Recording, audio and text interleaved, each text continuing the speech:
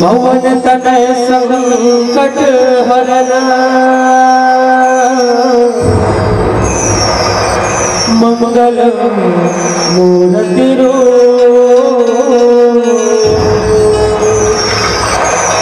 राम लखन सीता सहित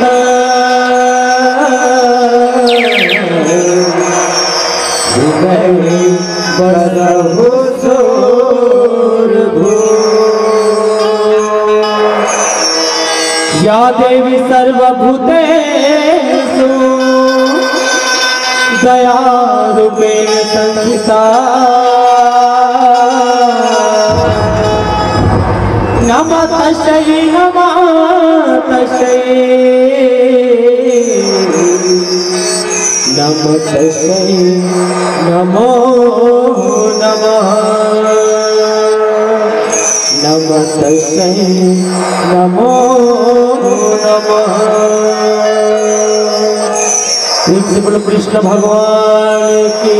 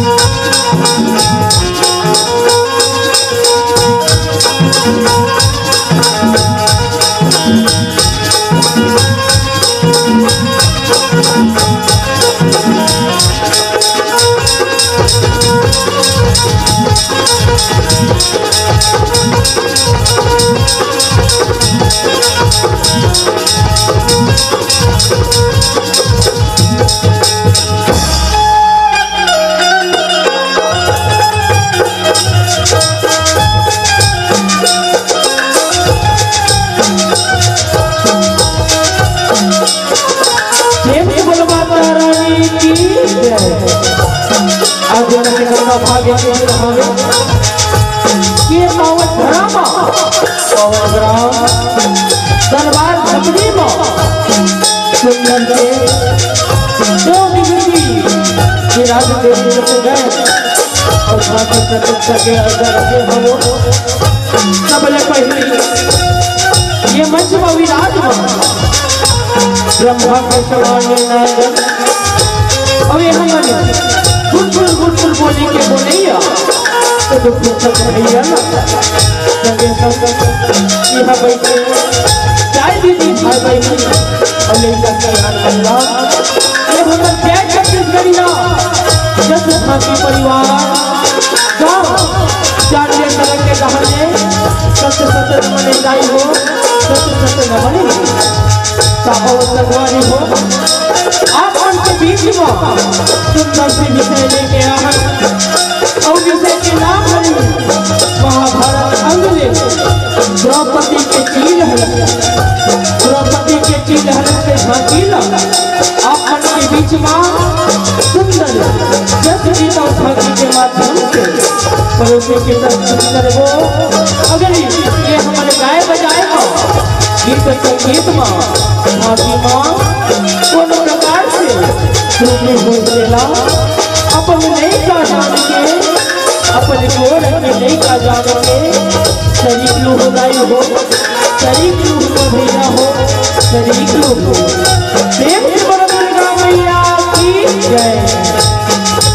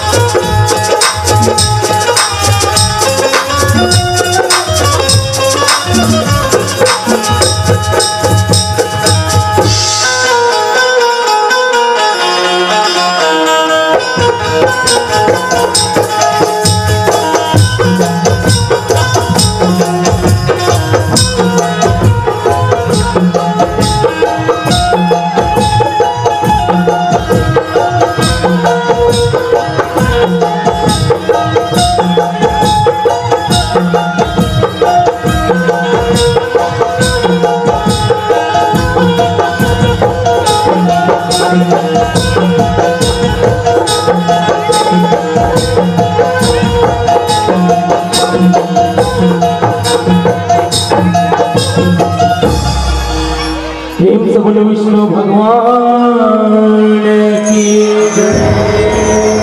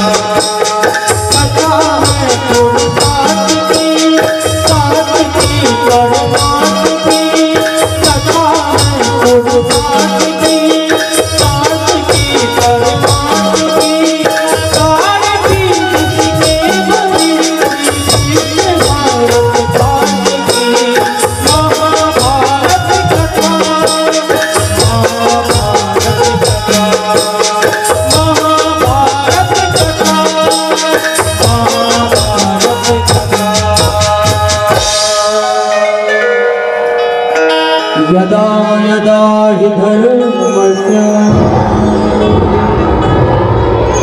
ग्लानिर्भवति भारत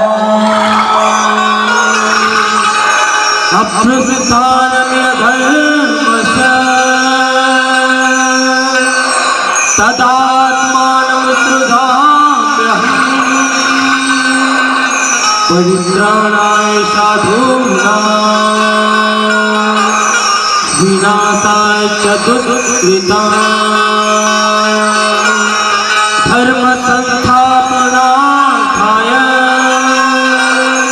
संभवामि युगे युगे संभवामि युगे युगे। ये पाठ करके जब जब ये संसार हाँ पार्थ अर्जुन जब जब ये संसार ये सृष्टि में अधर्म के वृद्धि होते पापी अत्याचार बढ़ते हाँ पार्थ अर्जुन तब तब मैं ये युग युग मां हाँ पार्थ अर्जुन मैं ये युग युग मां कोनो न कोनो रूप मां जरूर अवतरित लेकर हाँ पार्थ अर्जुन मैं ये युग युग मां कोनो न कोनो रूप मां जरूर अवतरित लेकर प्रेम से बोल वृंदावन बिहारी लाल की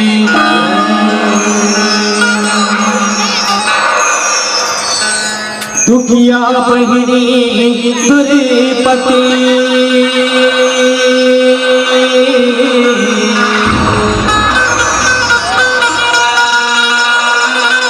जब तोला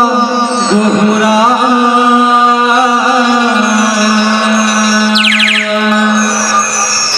लुगरा रूप में किसने कन्हैया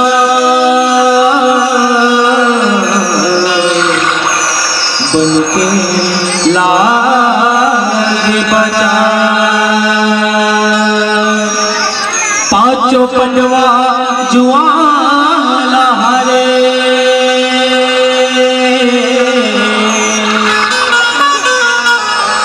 बैठे मुड़ी नवा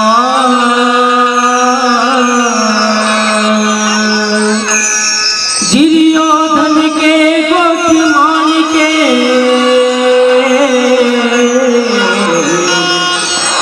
सगुनी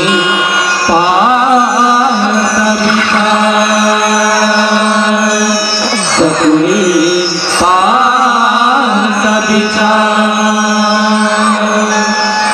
प्रेम से बोलो कृष्ण भगवान की जय। श्री कृष्ण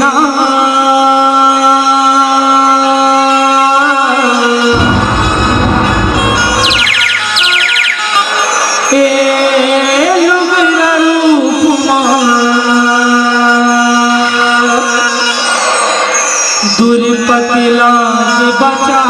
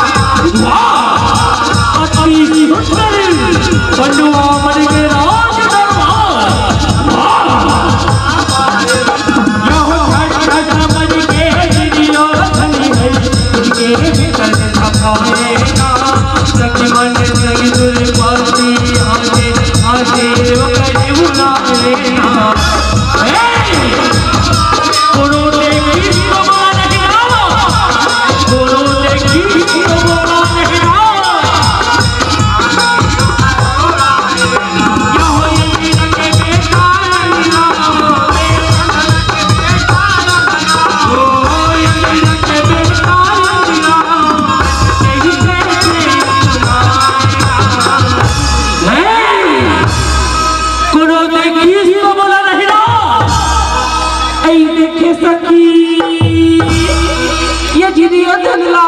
नहीं दिखेगा यार, मेरे पानी स्कूल में छपा गया ते कथे काय कथे सखी अंधरा के बेटा छपिया, अंधरा के बेटा छपे पाचाले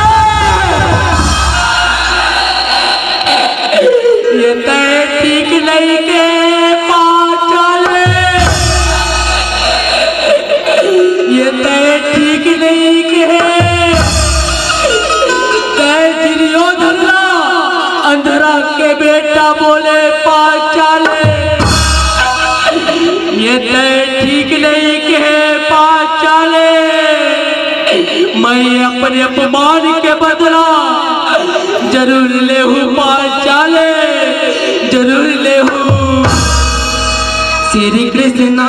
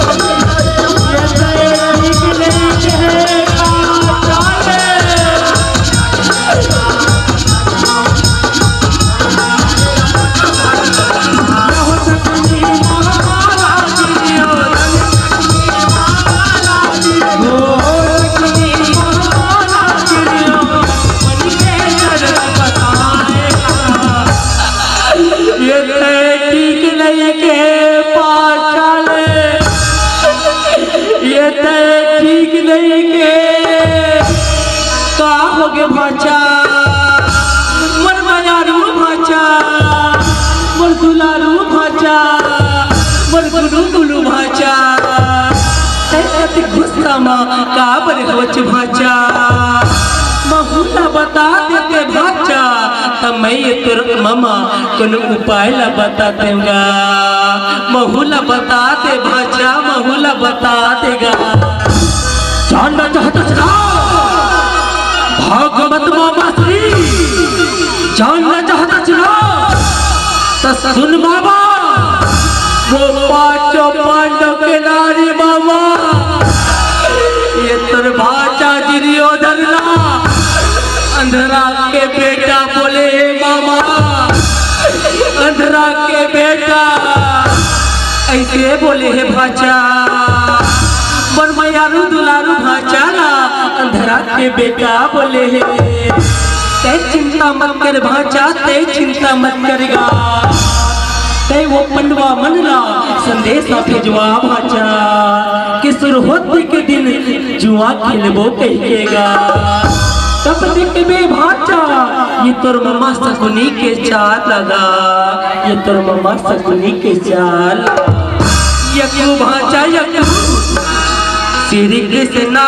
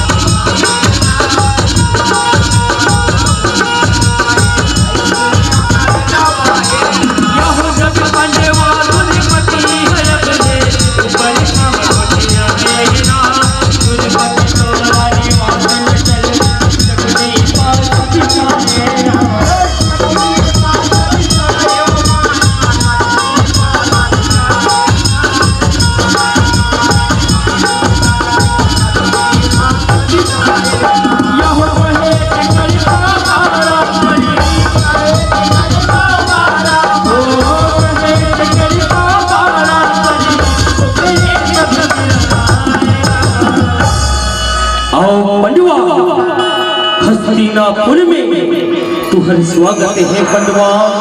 हस्तिनापुर में तुहर स्वागत है। आज कतेक सौभाग्य के दिन हवे कि कौरव और पांडव सबो भाई हवंता।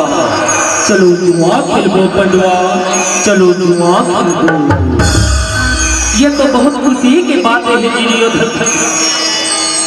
कि आज सबो भाई दीपावली के शुभ अवसर में आए हवंता। चलो जुआ खेलबो मोर भाई, हाँ चलो जुआ खेलबो। श्री कृष्णा ए लुंगरा रूपा बचना बचना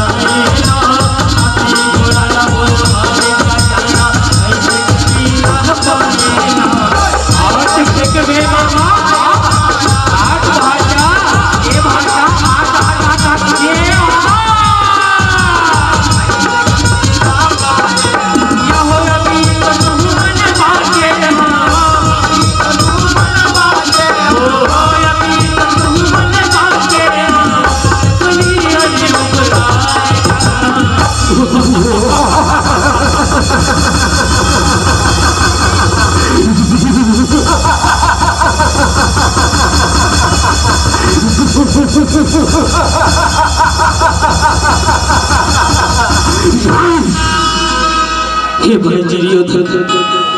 अब ये मोर करा ये दावा में लगाए बड़े जितना भी इस मोर पर सोना चांदी हीरा मोती सब लगा ये दावा में लगा चुको मोर भाई। अब ये मोर करा ये दावा में लगाए बड़े छिछरी बच्चे दुर्योधन, कुछ छिछरी बच्चे तय कैसे बात का धर्म अभी तो तोड़ करा। पांचों पांडव के नारी बने हैं धर्मराज, पांचों पांडव के नारे दुर्योधन पांचाली के बात झड़कर दुर्योधन पांचाली के बात झड़कर। हे भाई दुर्योधन मैं ये दावा मां पांचाली लड़ने लगा सको दुर्योधन, काबल पांचाली पर पांचों भाई के नारी है दुर्योधन।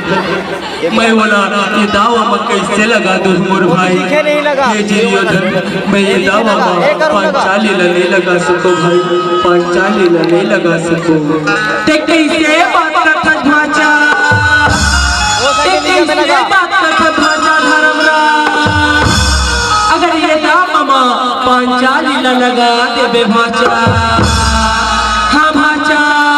ये दावा मां पांचाली लगा देबे भाचा, तत्पर सबो जिनिसा बहुराज हिगा लगा दे भाचा लगा देगा, लगा दे भाचा लगा देगा। ऐसी बात है मामा तो चल ठीक ये दावा मामा पांचाली है मामा, ये दावा मामा पांचाली है। देखबे मामा लास्ट दाव हरे 12 फेंकबे, 12 के जगह 10 मत फेंकबे मामा, 10 मत फेंकबे। तय चिंता मत कर भाचा, तय चिंता मत करगा, मैं ऐसे घुमा घुमा के पासा फेंकूंगा भाचा, मैं ऐसे घुमा घुमा के पासा फेंकूंगा कि बारह आयल पढ़ीगा, बारह आयल पढ़ी। ये फेंकत नहीं हो भाचा, फेंकत नहीं हो, ढील लगा भाचा ढील लगा के। ये श्री कृष्णा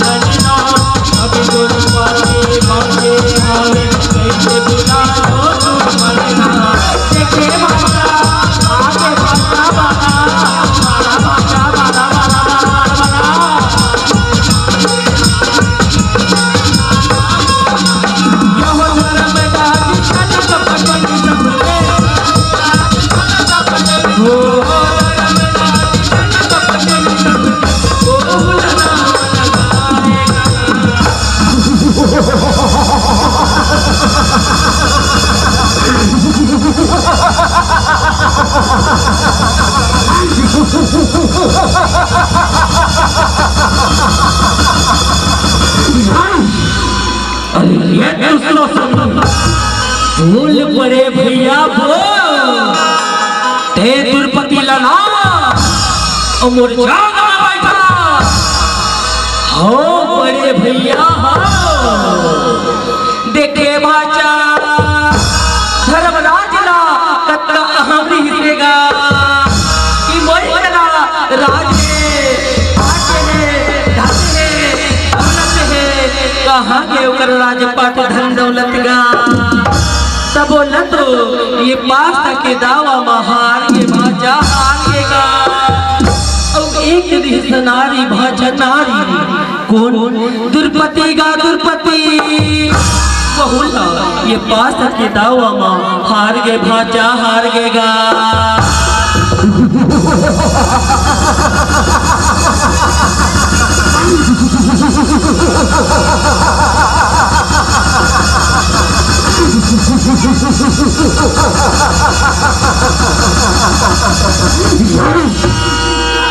श्री कृष्ण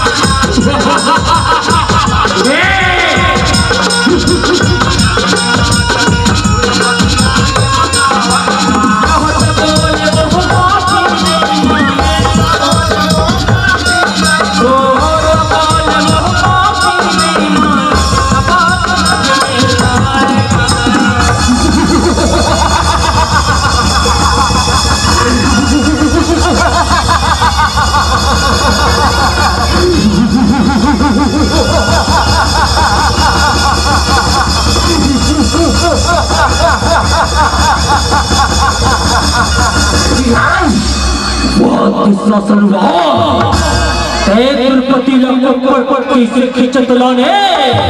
बोला बहुत खुशी आते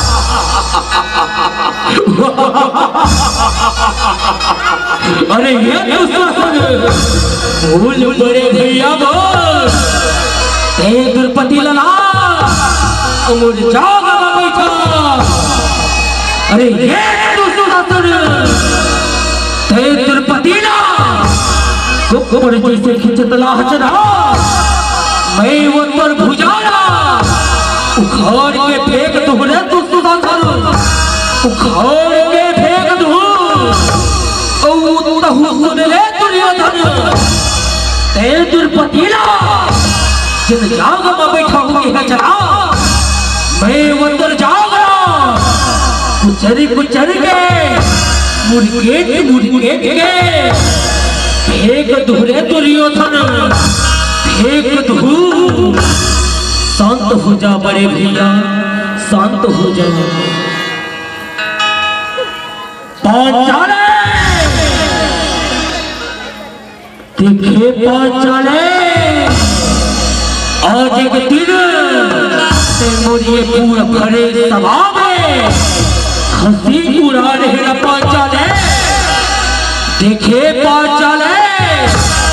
यही भरे सभा में बोल हिनमान करे है ना आज दे यही भरे सभा में मैं दुर्योधन अपनी अपमान के बदला मोर हंसी के बदला कैसे ले तो पांचाले कैसे ले तो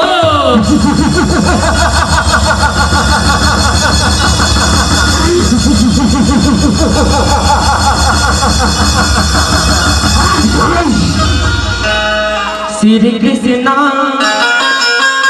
पहलू तेरा रूप माधुर तेरा बच्चा श्री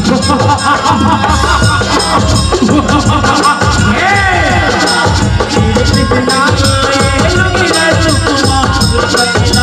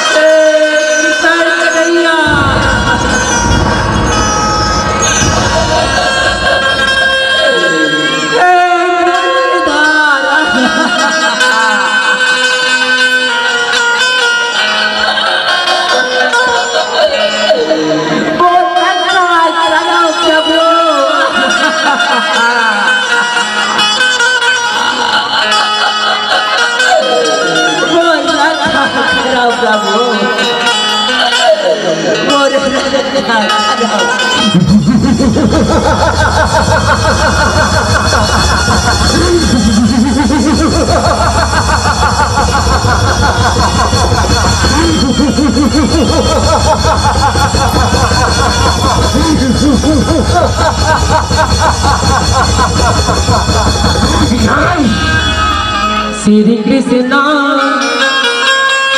ए लुगड़ा रूपना दुर्गा के बचाना ए श्री कृष्णा ए लुगड़ा रूपना दुर्गा के बचाना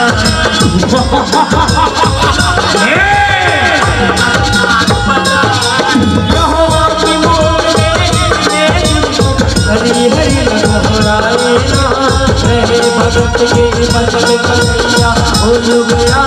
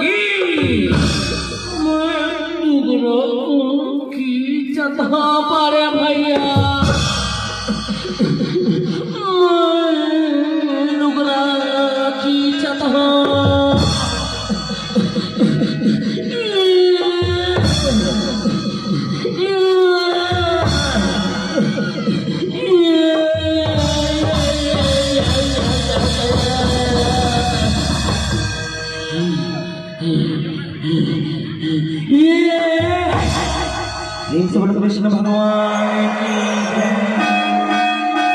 श्री कृष्णा ए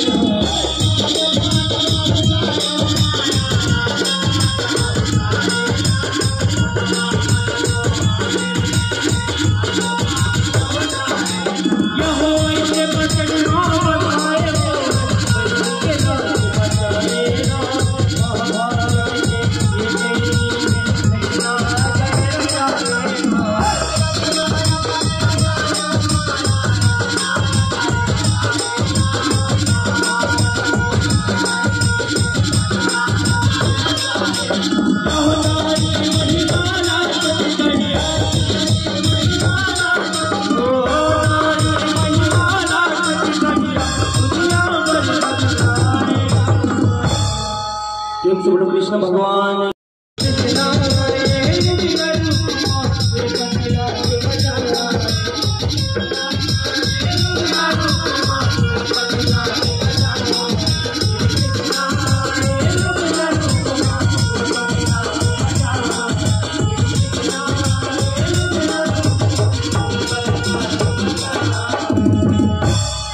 किसान कन्हैया